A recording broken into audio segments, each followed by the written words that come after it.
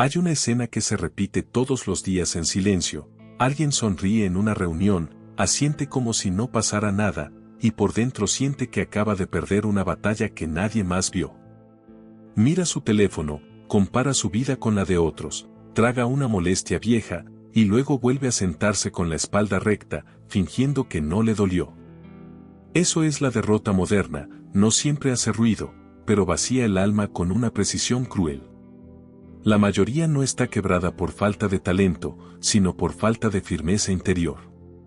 Persiguen comodidad, evitan el peso, esquivan la fricción y después se preguntan por qué viven cansados, dispersos y sin dirección.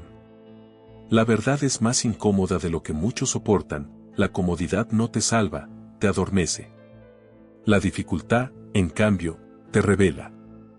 Los antiguos estoicos entendieron esto mucho antes de que existieran las pantallas, los aplausos vacíos y la dependencia emocional de ser validado. Marco Aurelio, emperador de Roma, escribió algo que no suena a frase bonita, sino a ley de guerra interior: tienes poder sobre tu mente, no sobre los acontecimientos externos. Comprender eso no vuelve la vida fácil. La vuelve navegable. Y en un mundo que intenta sacudirte desde afuera, esa diferencia lo cambia todo. Hoy no vamos a hablar de inspiración superficial. Vamos a hablar de 8 leyes duras, probadas por el tiempo, capaces de volver más fuerte tu mente, más estable tu ánimo y más limpia tu voluntad. No para que parezcas poderoso, para que realmente lo seas. Primera ley: abraza la incomodidad como si fuera una aliada. Te enseñaron a huir del dolor, a evitar el esfuerzo, a buscar siempre la versión más suave de cada experiencia. Pero el alma no crece en el colchón de la comodidad. Crece cuando atraviesa aquello que incomoda, cuando decide no retroceder. El obstáculo no siempre aparece para destruirte, muchas veces aparece para afilarte. Piensa en tu etapa de mayor crecimiento. No ocurrió cuando todo era fácil. Ocurrió cuando algo te exigió más de lo que querías dar, y aún así seguiste. Un baño frío, una conversación difícil, una rutina que pesa, un silencio que incomoda, una hora de aburrimiento sin distracciones, ahí se entrena la persona que un día no se rompe. Séneca lo sabía: no se trata de sufrir por sufrir, sino de entrenar la voluntad para que el caos no te humille. Segunda ley: deja de ser dueño de tus emociones y deja de ser esclavo de ellas. ¿Cuántas veces una palabra te desordenó el día? ¿Cuántas veces un comentario, una mirada o un cambio de planes alteró tu centro? La mayoría cree que sentir mucho significa vivir profundamente. Pero sentir sin dirección puede convertirte en una persona manipulable por cualquier impulso. Los estoicos no negaban lo que sentían. Lo observaban. No eran piedras. Eran gobernantes de sí mismos. Epicteto lo dijo con precisión devastadora: quien logra alterarte, te gobierna. Y eso significa algo duro, pero liberador: cada reacción que entregas sin pensar, regala parte de tu paz a manos ajenas. La libertad no consiste en no sentir. Consiste en no obedecer ciegamente lo que sientes. Cuando aparezca la ira, no corras hacia la explosión. Respira. Cuando aparezca el miedo, no lo conviertas en ley. Míralo. Pregunta con frialdad: ¿esto merece mi energía o solo mi atención momentánea? Ahí comienza el dominio interior. Tercera ley: no esperes justicia del mundo. Esa es una de las decepciones más pesadas de la vida. Trabajas con lealtad y otro recibe el reconocimiento. Das amor y te dejan vacío. Haces lo correcto y aún así pagas un precio. Entonces aparece esa palabra que parece inocente, pero envenena el espíritu: injusticia. La justicia completa no es una garantía del universo. Esperarla como condición para avanzar te vuelve frágil. Marco Aurelio convivió con guerra, traición, enfermedad y pérdida, y aún así no se quebró en lamento. Comprendió algo elemental: la vida no promete trato justo, promete pruebas. Y tu dignidad depende de cómo respondes a ellas. Deja de preguntarte por qué no fue justo. Empieza a preguntarte cómo vas a sostener tu carácter mientras atraviesas lo que no puedes cambiar. La mayoría espera que el mundo se comporte. El sabio se comporta bien aunque el mundo no lo haga. Cuarta ley, enfócate solo en lo que realmente puedes controlar.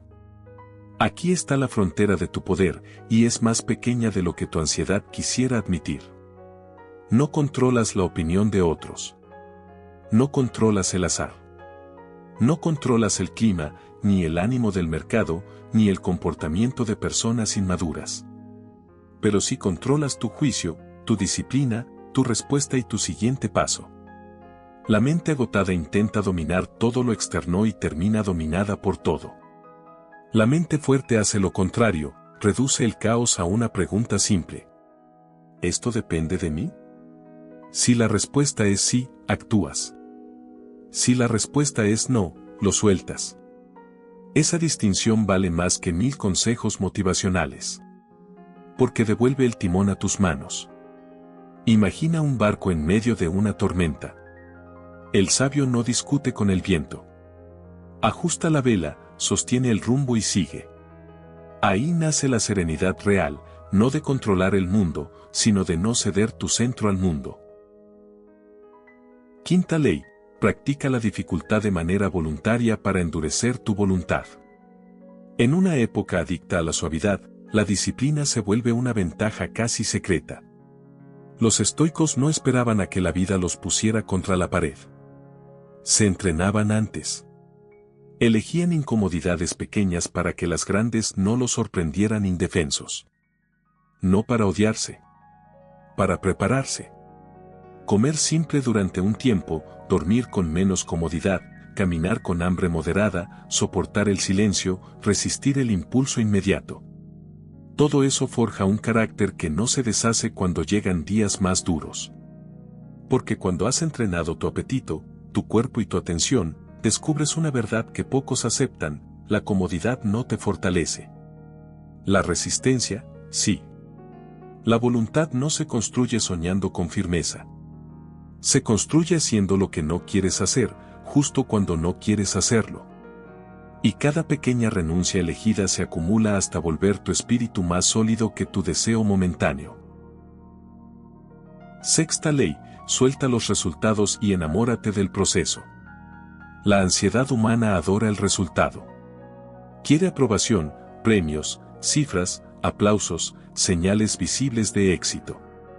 Pero el resultado pertenece a un territorio incierto.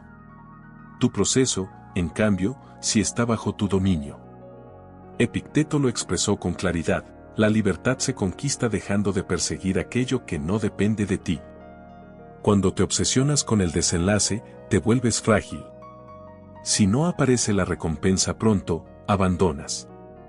Si nadie celebra tu esfuerzo, te desinflas. Si el proyecto no despega, crees que vales menos.